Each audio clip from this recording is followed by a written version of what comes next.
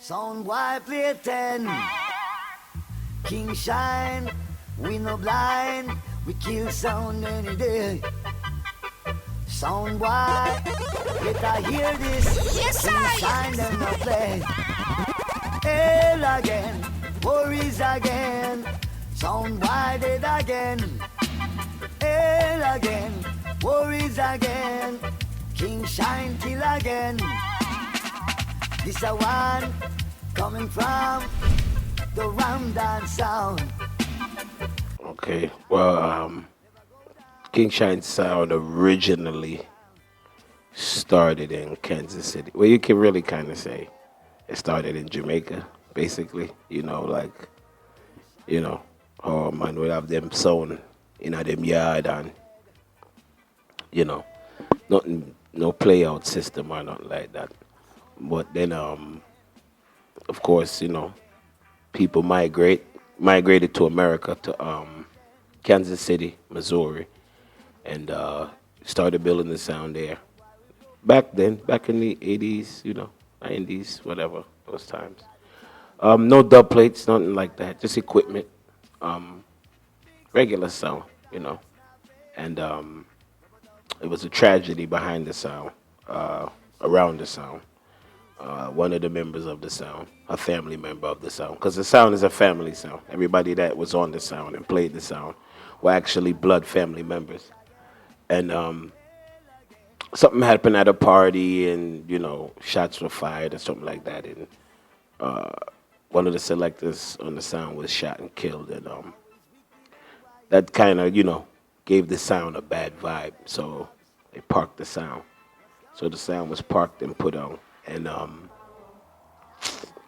to probably about it would be hard for me to say exact date of how long they parked the sound, because they started playing another local sound that is in Kansas City named Stingray. But I guess once they got older, they decided they were going to bring it back. So in probably about 95 or 96, I'll say probably 96. I'm going to say 96. They voiced the first dub plates in 96.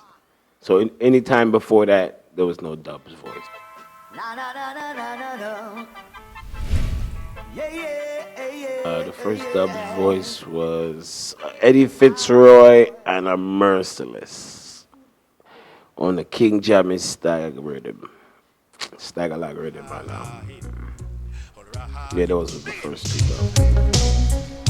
I would like to see your face on boy when the king shine and dust you out, shut you bar. Mr. War, I tell me boy you gonna them far, or you mostly caught me mar up on the tar.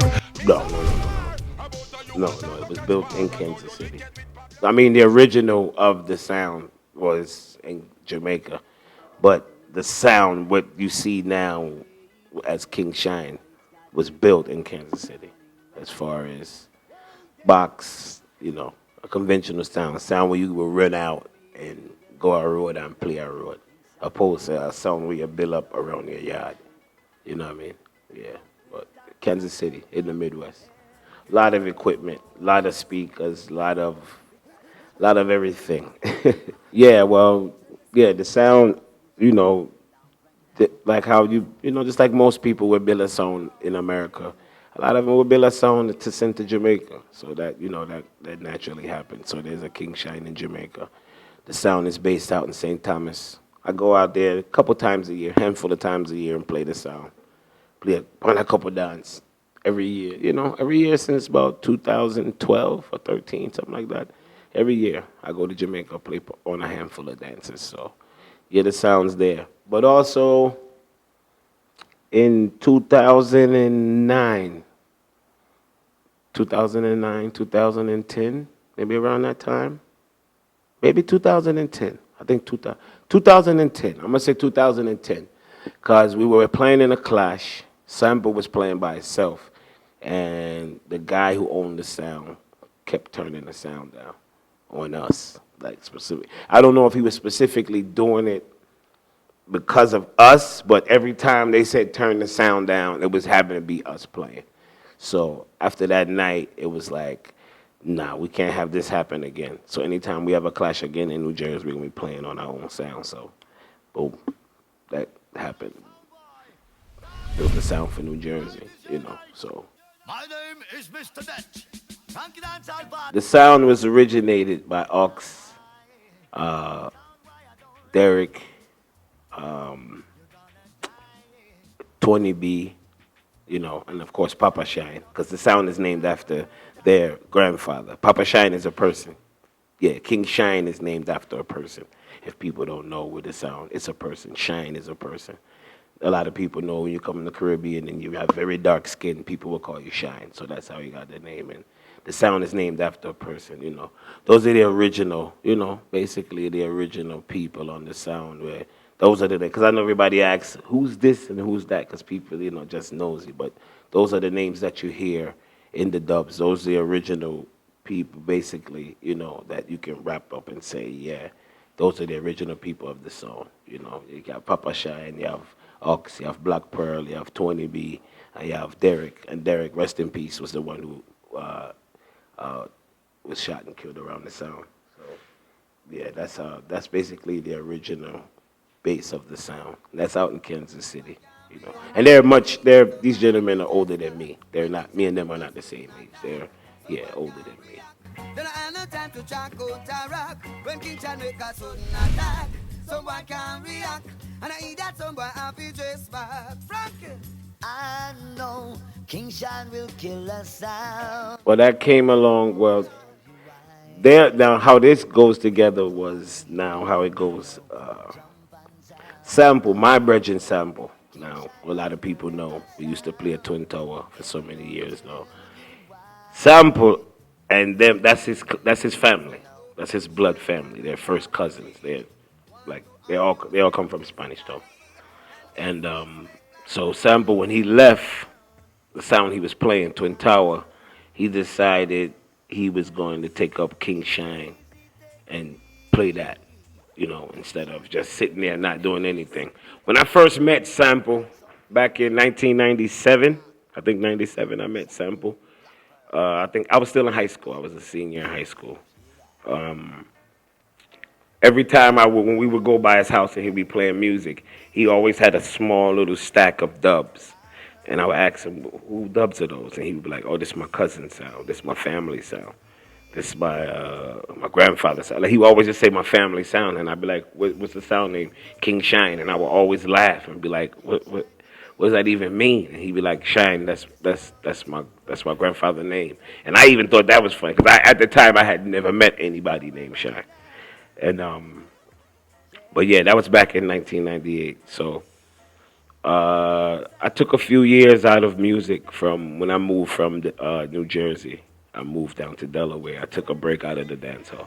Dancehall got kind of monotonous to me. Like, it was just, it got a little weird. Like, to me, what I call the weird phase, like the dancing phase, that was a little bit weird for me. Like, it was a little bit too overboard. Like, it kind of got away from the music. Like, dudes were fighting women out of the video light and all that. So I took a break.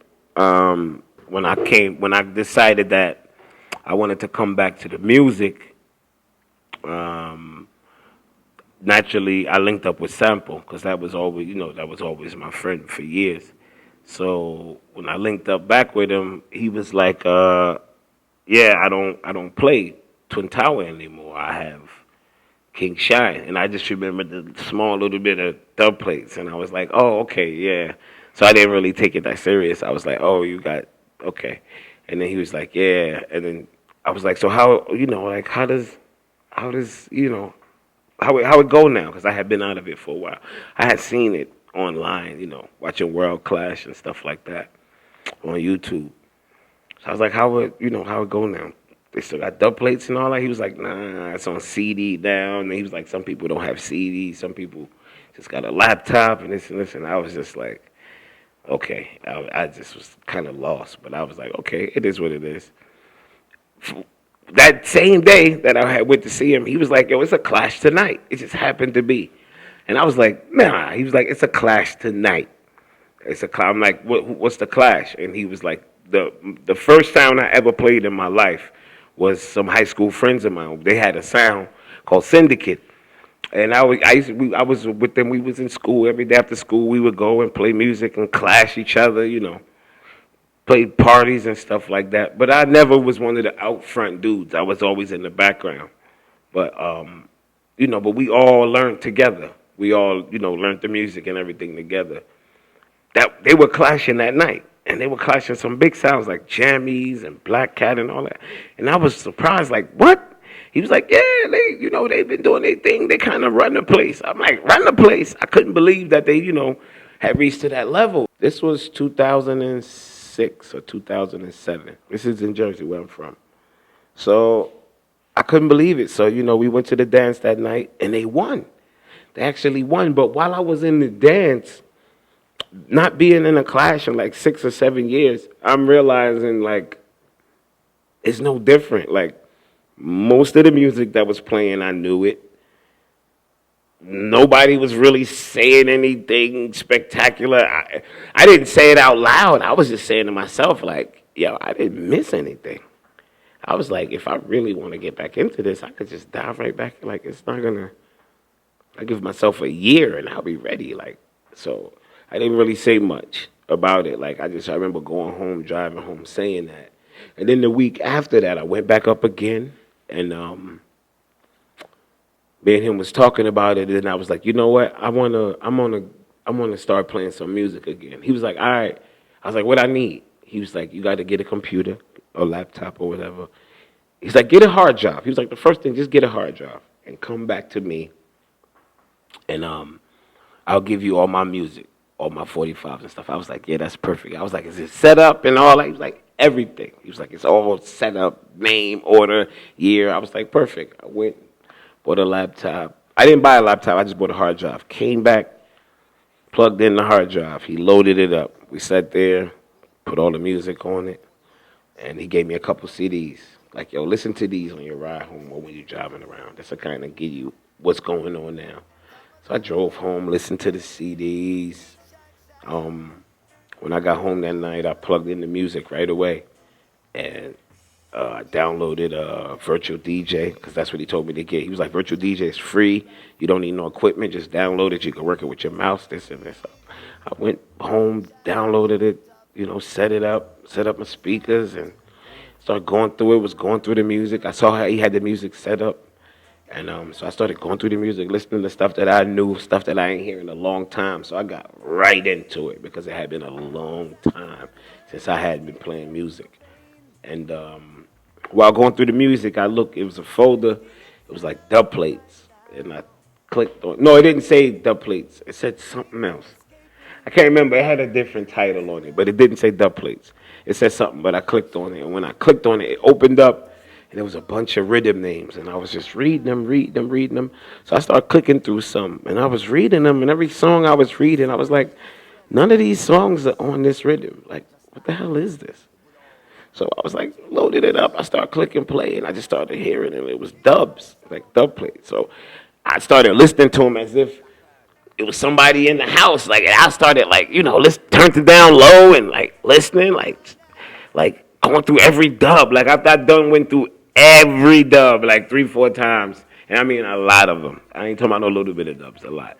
I called them like, yo, man, you put the dubs on this thing, man. I ain't even click on them yet. Like, what you want me to do with this? He was like, nah, man, I know I put them there. He was like, I know. And I was like, okay. And then it was like, click. He hung up, and that was it. Like, we didn't even have no discussion. That's how our friendship always been. Like, everything always just happened organically. Like, he didn't even say, I want you to play. Do you want to play? He just put the dubs on the thing, and it was just like, okay.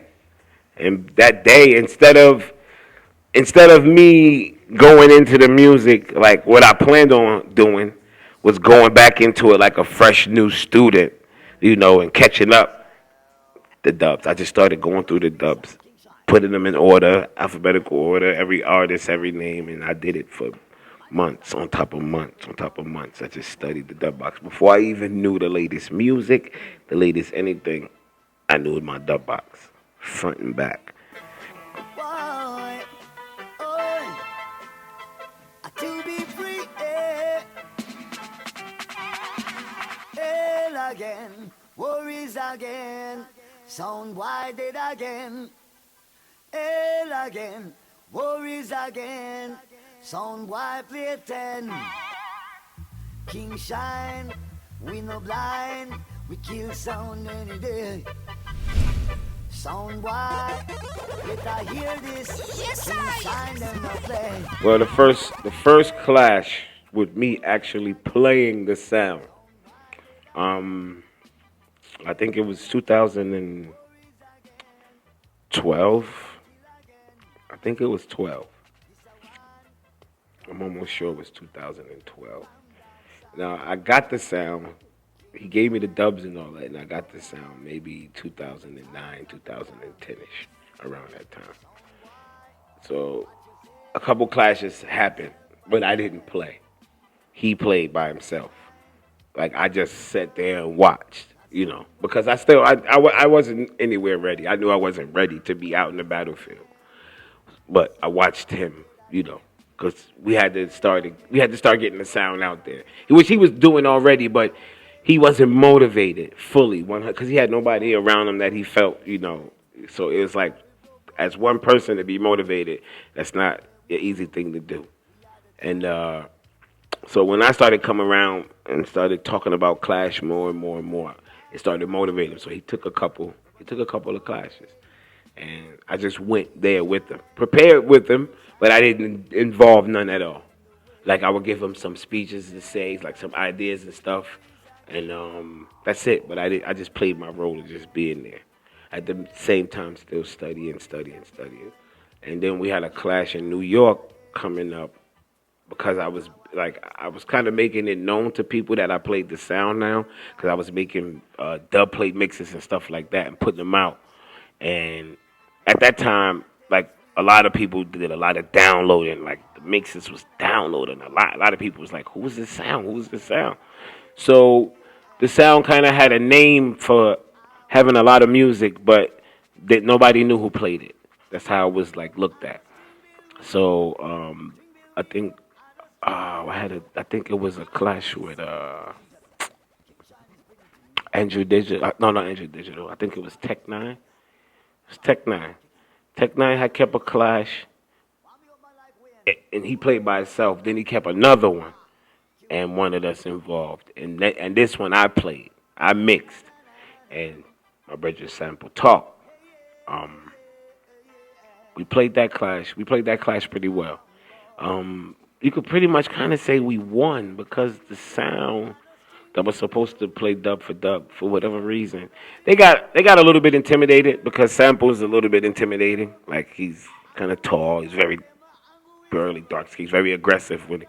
So for some reason they thought, he was getting aggressive to say he wanted to physically fight. But it was in the sense of, like, if I would have been saying the same thing he was saying, they would have just been laughing at it. But because people didn't really know him, and then he looked different, everybody was like, "Whoa, like, who's this dude?" So the sound we were supposed, which is Rhythm Force from Florida, instead of playing the tune for tune like we're supposed to play, the one for one, they left. So so after that,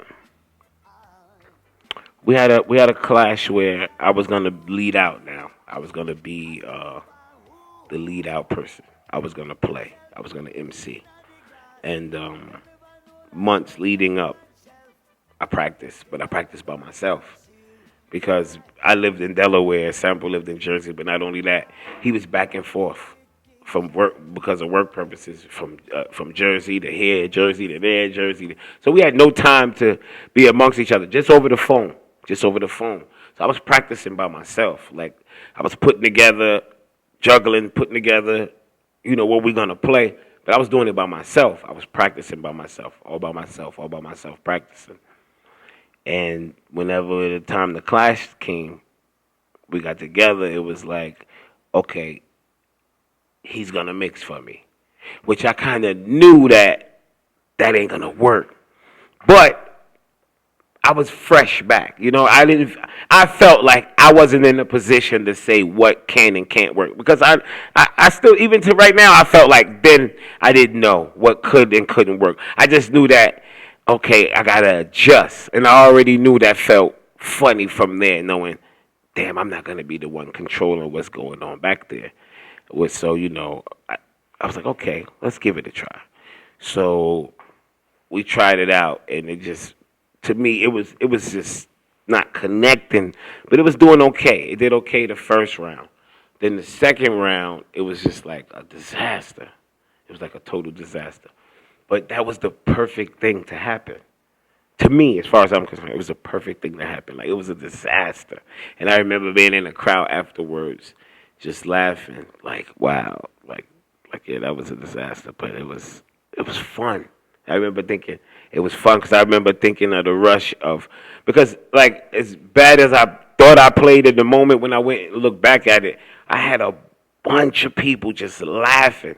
Like, the music wasn't connecting because we had no chemistry, but everything I was saying was just connecting. So I was just like, oh wow. Like, and I remember the nostalgia, like the feeling of having the whole room of people just laugh. It reminded me back of being in school and being in a lunchroom and just having the whole lunchroom looking at me, laughing, telling jokes. And I was like, wow, this, like, I don't know if these people know it, but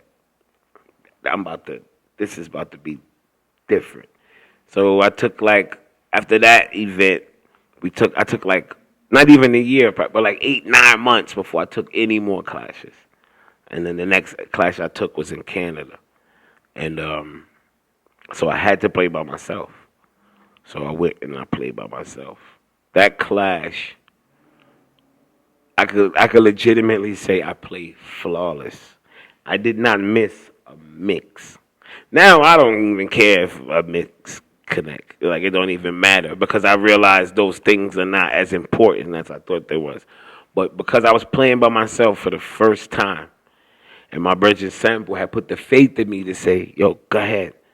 Like, he didn't ask the rest of the family or anybody, yo, you think I should? He just was like, yo, I know he can.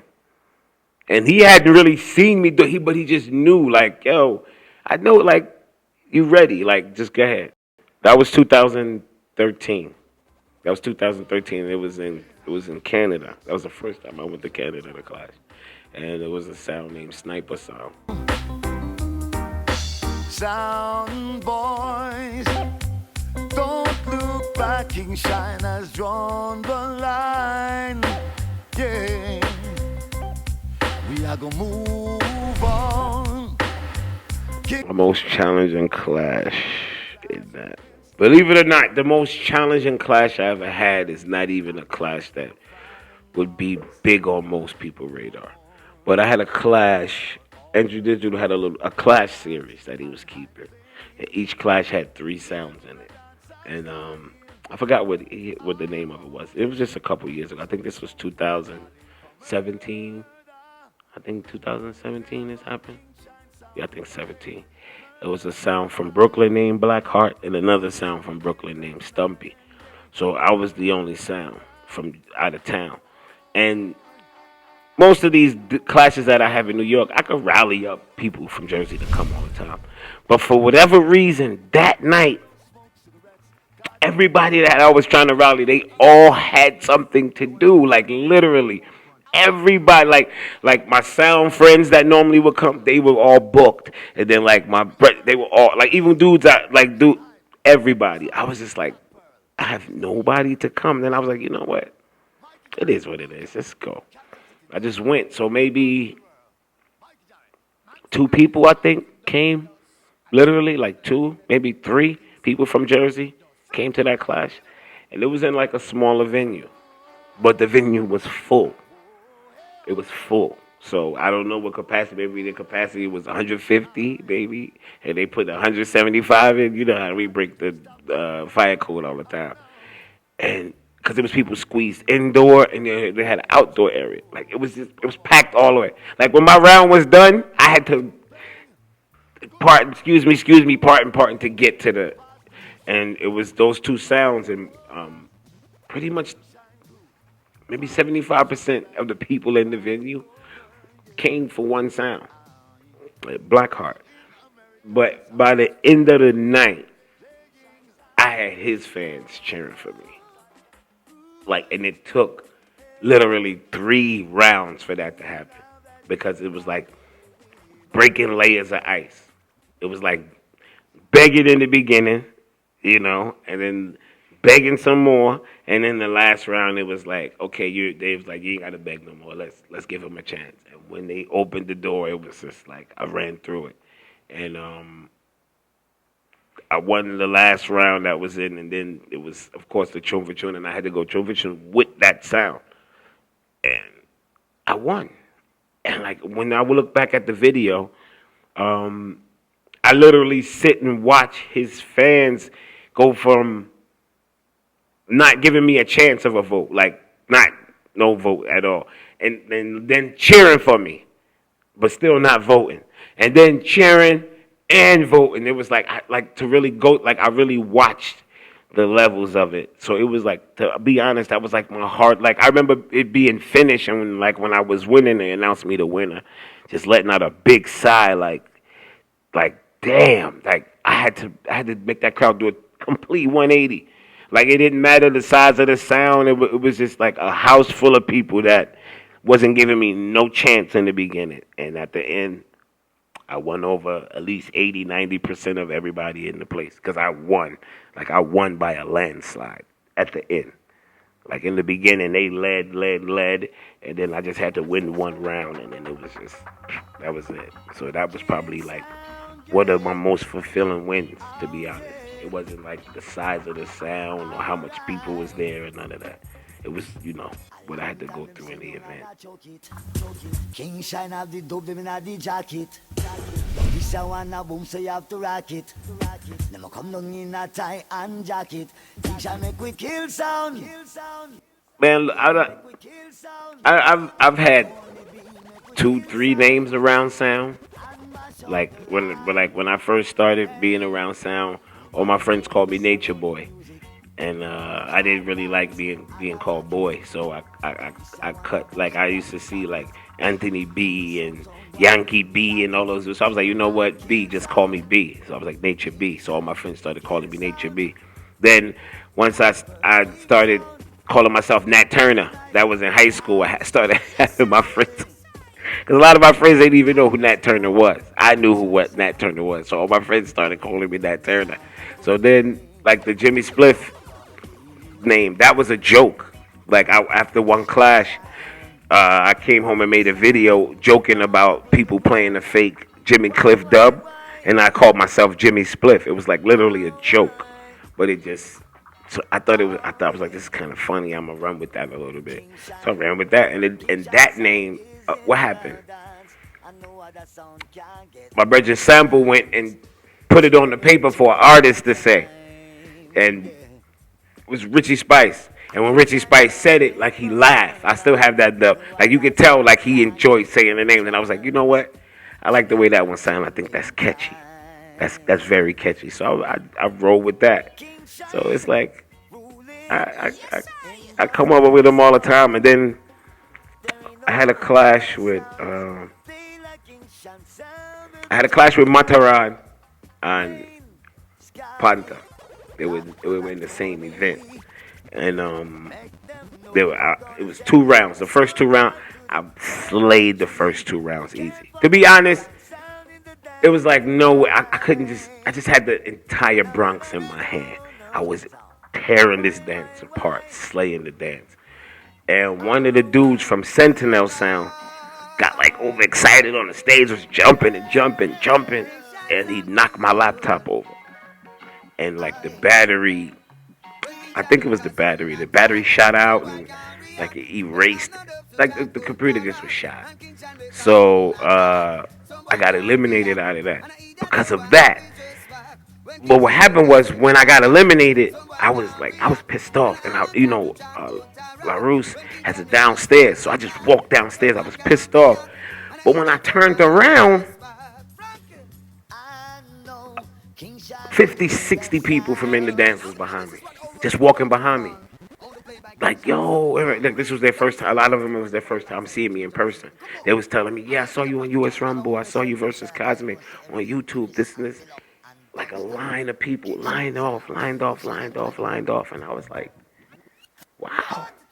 Like, yo, and my brother Sample was sitting in the corner. He didn't say anything. He was sitting there, and then like when they all was settled down, he looked at me and was like, yo, you better buckle up. It's about to happen. Like, you got these people with what you're doing. And I was like, all right.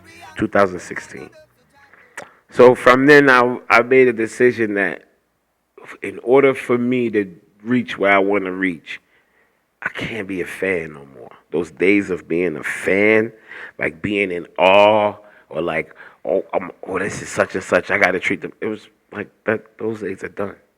Those days are done. Like once I got into the arena with Matterhorn and Panther, and like I was clearly outplaying them, like it wasn't even close. We're not get a trophy. You're not get a trophy. Let me lock you up. Panther, you call my tune fake. Wanna know how much splice tune Panther play since night? 10. How many you say? How many? I'm gonna tell you exactly how many. Wanna listen? 96 splice tune in a YouTube box, yeah. I was like, okay. And I mean, it was just that night, but it was that night. And that was coming off of U.S. Rumble, off of Kosmik, and then that was the next dance. And at that point, I was like, yeah, I can make a run with this. So I started running with the Dinosaur Killer thing because I felt like, I dealt with them a certain way. So by throwing that out there, the promoter in Boston called me, was like, how you would like to settle the argument with you and Panther? Because Panther ended up winning that clash. And I was like, yeah, that'll be perfect. Even gave him a super cheap price. Like, yeah, because I knew if I kill him, of course in the musical sense, what's going to happen is his fans is going to hear it. They don't care that I could never take his fans from him. But if I kill him in a fashion that they enjoy, his fans are naturally going to be fans of mine. Like, not be fans of mine, they're going to start following and wonder, okay, who's this kid? And that's what happened. When I didn't just beat Panther, like, he didn't win a round. Like, I just destroyed. The dance wasn't highly attended. There was 100 people in there maybe. But the audio, what a lot of people didn't start realizing, and what I realized way before, it wasn't about winning or losing. I kept, like, after U.S. Rumble, I started telling selectors, even my selector friends, I used to tell them, it's not about winning or losing. We all sitting around worried about winning or losing. Promoters don't care about winning or losing. Promoters care about who's entertaining. It's who he feel like he can make money from. If he don't feel like he can make money from you, you can have a room full of trophies. You could kill 1,001 sounds. If it's boring when he press play to view it, or when he press play on the audio, if it's boring, you ain't getting bookings. So I said, okay. I started doing little stuff, social media. I don't have no PR team. It's literally just me. And I started tearing social media up, antagonizing people, antagonizing settlements. Shop and bar. Me no know you was a soldier where you doing with SLR. Tell me about you go shot the man from far. Everybody, all right, people are afraid to be the bad guy at times because they're worried about losing. Worried about what are they going to say when I lose. Like, they say it anyway. I started realizing that. I think I won, at one point, no exaggeration, I could look at my phone, I think I won 6 straight clashes in a row. 6. And it was just silent. Like, I was gaining fans. I was traveling, everything. I think it might have been 5 or 6 in a row. And then I lost 1. When I lost that 1, all those people, I was like, oh, wow. And everybody used to inbox me, yo, don't let them get you. I'm like, get out of my inbox. I don't like that. Like, I don't need that. Like, I'm a grown man. Like, do you know the things I've been through in my life? Like, I don't need that. Don't pet me. Oh boy, call the brigade. Another sound is burning. While you're That wasn't even anything to really look at, like, because I never stopped playing music. Once I was diagnosed once I was diagnosed with cancer, it was just like, okay, diagnosed with cancer. What's the rules? Like what I can and can't do. Okay, can't do this, can't do that. What I'm about to go through. I was diagnosed with cancer in February of 2015. Yeah, February 2015.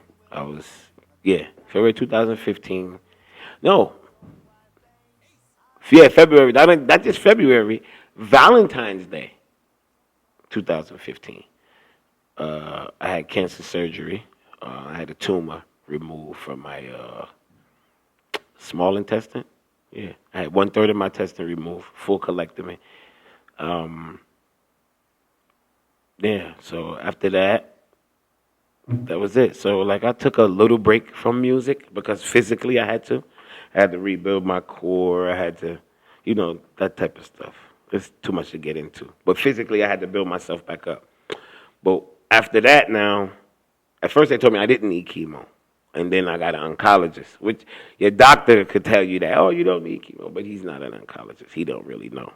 Then I got an oncologist. My oncologist ran the blood work and was like, well, if you don't do chemo, you got this percentage of it coming back. If you do chemo, you have this percentage of it coming back. So I was like, all right, it's a no-brainer.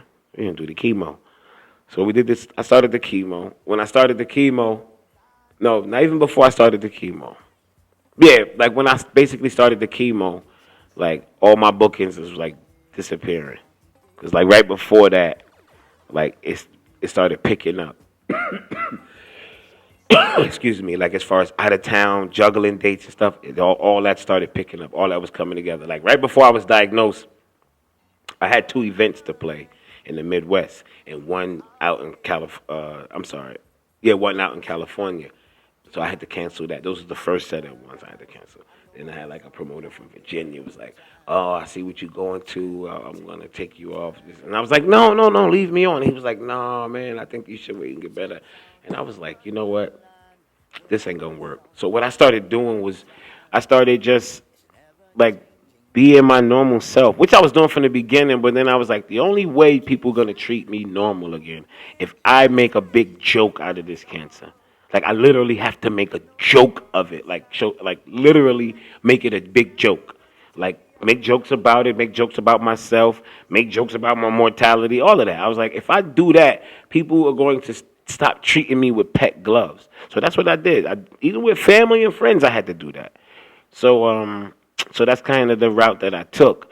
But as far as when it came to events and stuff like that, I didn't stop. So some people kept me on events, but the main thing that happened was my sound had an event in Jamaica, and the team linked me. It was like, how you stay with traveling? Can you travel? And I was like, why? They was like, well, we have an event in Jamaica, and we think that the sound might try to flip up and start a clash.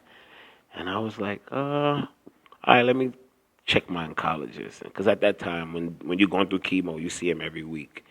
So I went there. I went that week, and I told him, like, yeah, I have an event in Jamaica. I want to go. And he was like, when is it? I was like, it's the week. I was like, it's a week when I'm off, which I lied. It wasn't. It was a week when I was actually on chemo. But my chemo, what I did was I didn't do the whole spout and all that crap. Because to do that, when you do chemo, you have to go to the building and you have to go sit there and they plug you in. You have to sit there and you have to sit amongst the people. I mean, they block it off, but you see the people. You're like, it's a dreadful scene. Nobody wants to sit there. So I started taking my pill. I started taking orally pill, 6 pills, big like this, 6 of them every day, and not like, oh, I'm gonna skip it. You can't not skip a day. 6 pills. You can't even touch the pills with your bare hands. I had to put on gloves to take the pills. 6 of them, this big, every day.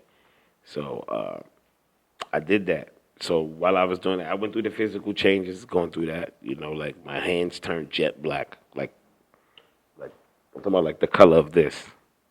My hands, palm of my hands turned the color of this. Bottom of my feet too, same color of this. Like the trunk of my face was black. Everything was jet black, but I just didn't care. I just kept Like I would post pictures about it on Instagram, laughing, making jokes about it, you know, just so people wouldn't feel weird about it when they saw me. And so back to that event in Jamaica, my doctor was like, "Go, but try to not be in the sun too much." I just went.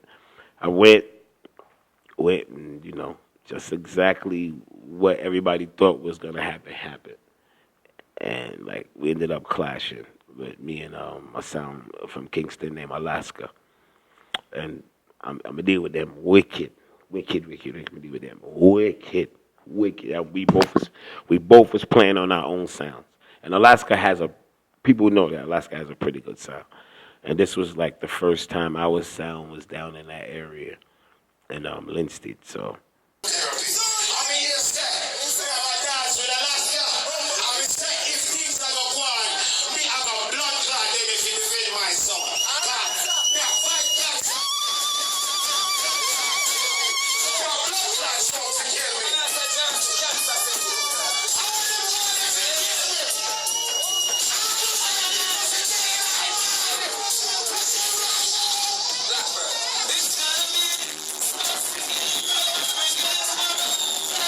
Deal with them wicked. Deal with them wicked. And after that, when I came back from Jamaica, it was the first time when I was down in Jamaica. What I did was I had a friend of mine. I gave his girlfriend my phone. I said, record everything. No matter what, record everything. And when I came back from Jamaica, I put all those clips together and I put them online. And I just put them on there. When I woke up in the morning, the amount of comments and shares and the light bulb went in my head. I was like, Facebook. Because everything else I was doing on YouTube, I was like, no. Facebook is directly to the people. So I started turning it up on the Facebook. Like I gave myself a name that I started calling myself Jimmy Jamaica. Because at the time, like in a 6 month period, I went to Jamaica like 6 times. And every time was to play a dance. And none of the dances was like our dances. These was all stuff that I was booked for. So I was making a name for myself in Jamaica at the time. And the sound was playing. And, you know, like people would tell you, like, we have one of the heaviest sounds out there. One of the best sounding quality sounds in Jamaica. So that was happening at the same time. And Chin brought back Rumble. I got on Rumble. I destroyed Rumble. Me rate the whole out now. My laptop dropped a while ago. I have no idea if it's going to turn back on. But here what now? None of them pussy they no bad like me. So here what me I gonna do? Me make somebody put on a rhythm. Me a DJ and this blood clot if my laptop not turn on. That was probably the best Rumble so far. It was definitely probably the best attended Rumble because it was in Amazura and it drew a crowd, nice crowd. Jersey people came and they represented heavy that night, and I just destroyed Rumble. I didn't win. I came in second place, but as far as the rounds, like I just shined that night. And from that night, I realized, like even before that, like if people go online. If they type Jimmy Spliff or King Shine, Irish, and Chin, they'll see my first interview I ever did with Chin.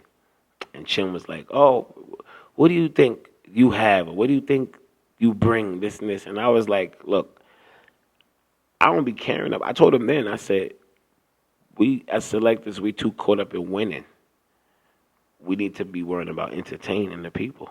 And that was from then. That was 2015. I used to have the same mindset as every other selector when it came to sound. Like, yeah, I didn't want to lose. But then I started realizing that came back to marketing. I realized if you one clash, if you win, right? If you win, but you don't have a next one lined up, it's like that win rubs off. If you lose and you don't have a next one lined up, the loss don't rub off because you lost, and that's all you lost. Your life sentence, you lost. So I decided, you know what? Not only am I going to take dances, I'm going to take 2 at a time or 3 at a time. Spread them out. collect the money from each one, all at the same time. They're a couple months apart. So now you ain't gotta, I got a clash. I need this, this, and this. Now I don't need, because I collect from this clash, I collect from this clash, I collect from this clash, cut some music that I want, this, and that. And then maybe I win the first one, lose the second one, win the third one. So I won 2 clashes and lost 1. People don't even remember the one that I lost.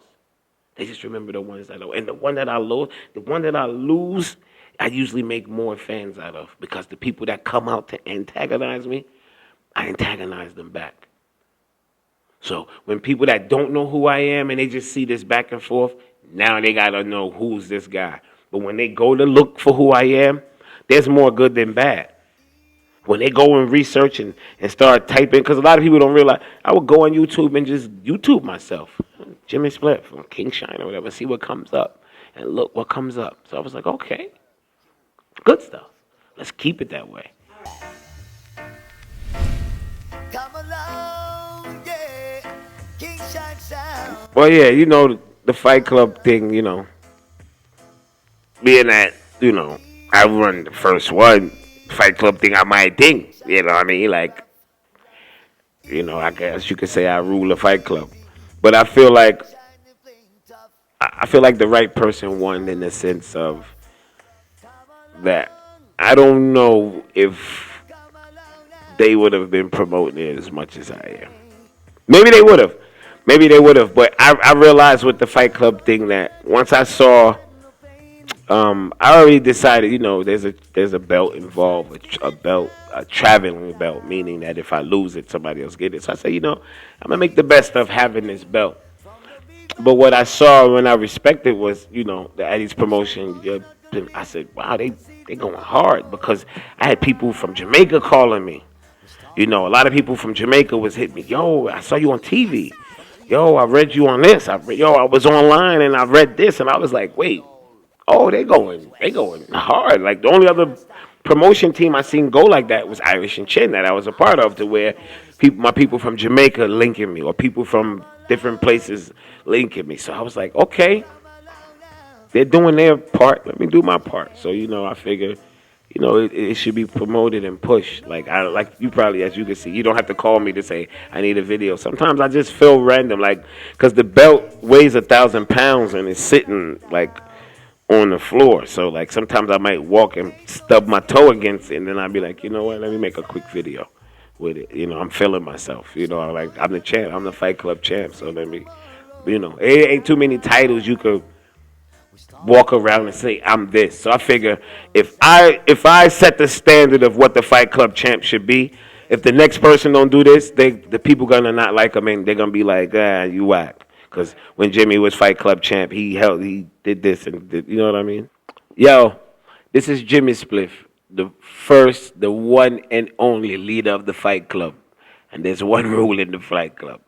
It's Jimmy Spliff rule. Yes, I rule the Fight Club.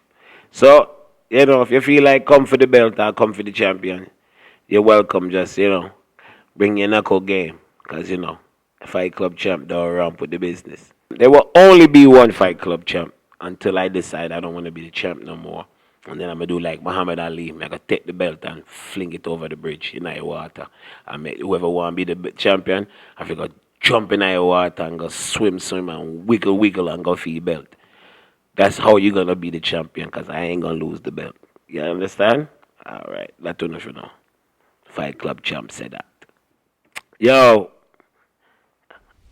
One person could have bring you out of your rocking chair. One person. One person could have bring back your career the proper way. You could have clashed. How much sound call you? I ask you for clash and you tell them no. One reason why you take that dance.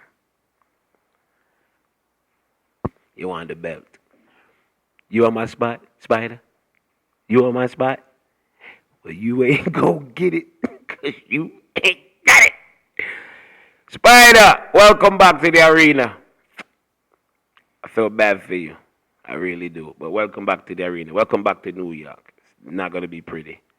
Big up King of these promotion every time. But they don't know, say, I'm my belt, so I might wear I will rule the Fight Club. I'm my Fight Club. Big up King Addy's promotion. I want to hear the king shines up. Come on, kill something shine. All night long, we gonna bury something shine. The sound so strong, we can see that I'm a blind and a king shine. All night long, kill them things shine, kill them for free. Make them move and catch it the way on there.